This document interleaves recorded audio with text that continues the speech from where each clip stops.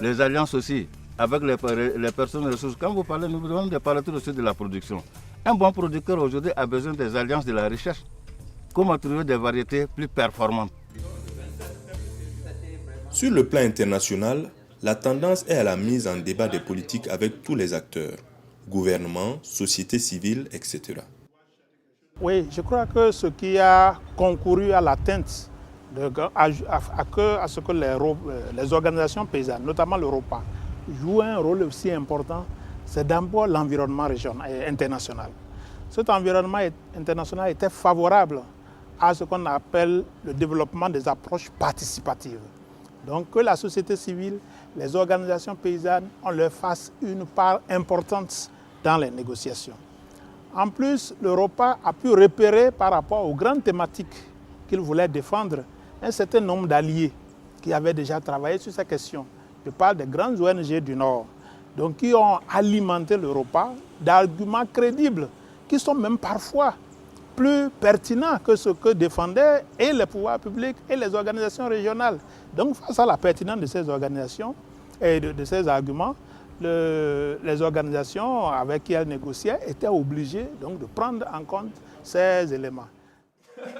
Ces succès dont sont si fiers les paysans restent cependant fragiles. On a un bon discours, on a de bonnes orientations, on a une bonne vision, mais au niveau national, au niveau de chacun des 15 pays, il y a un grand danger que la mise en œuvre ne puisse pas respecter entièrement ces orientations données au niveau régional. Et ça, c'est vraiment un danger qui guette la politique agricole aujourd'hui. Si l'Europa même ne développe pas une autre stratégie de veille qui renforce la capacité de ces plateformes pour interpeller les pouvoirs publics et surtout jouer un rôle de lobby pour qu'on ait une bonne interprétation au niveau national des orientations qui sont édictées au niveau régional. Sur les plans national et sous-régional s'ouvrent de nouveaux chantiers. Tout ce que nous avons dit, présentement les superficies qui est au Burkina, ça ne suffit pas pour nourrir tout le Burkina. Il faut multiplier les aménagements. Il faut ajouter pour qu'on puisse vraiment avoir un maximum de terrains aménagés et pour que nous puissions sortir du produit pour nourrir le Burkina entier à riz. Il va falloir qu'on arrive à ça.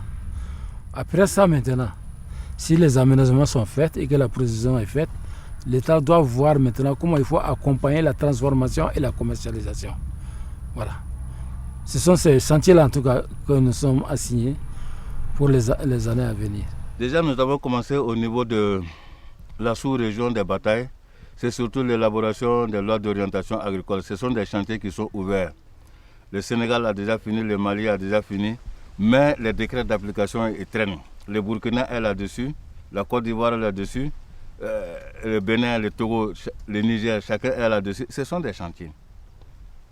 Et dans ces chantiers-là, comme je l'ai dit, effectivement, c'est comment on va arriver effectivement à donner un statut à l'agriculteur. Ça, c'est un. L'autre chantier, nous avons dit par exemple au niveau du Burkina, il faut inscrire l'exploitation familiale comme modèle de développement qui n'a pas encore compris ses limites. C'est un combat. Ça, c'est un combat. L'autre chantier sur lequel nous voulons travailler, c'est surtout le financement de notre agriculture.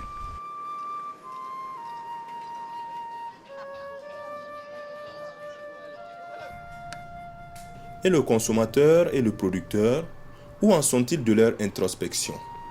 Savent-ils enfin ce qu'est le riz et au-delà le coton, le maïs, bref, tous les produits agricoles? À présent, retrouvons notre consommatrice de riz de la capitale et notre producteur de la vallée du Cou. Eux aussi comprennent mieux que le petit grain de riz est un produit hautement stratégique.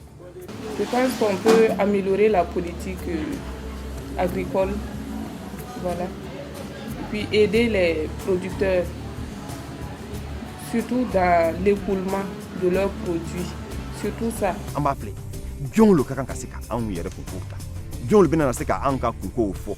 On bi mi feni, Beliaminu Bankani, Dion le Benanaseka, au Nyaira, on a Nyamola, au Kulu, Nyamo Kaseka Lara. Parce qu'il y a Nyafoli Fanata, il faut que Moka soit même Benanaseka, fo Mokalar. Pour les producteurs du riz, La décision de donner le premier coup de pioche dépend autant des incitations mises en place par les États que des négociations au niveau régional et international. Malgré le coup de semonce de 2008, l'OMC reste campé sur l'ouverture des frontières et ne veut pas entendre parler de réguler les prix agricoles. Et dans la région, les États s'apprêtent à maintenir une faible protection du riz aux frontières par crainte des émeutes urbaines. Le chemin est encore long avant de voir la souveraineté alimentaire devenir une réalité pour la région. Hélas.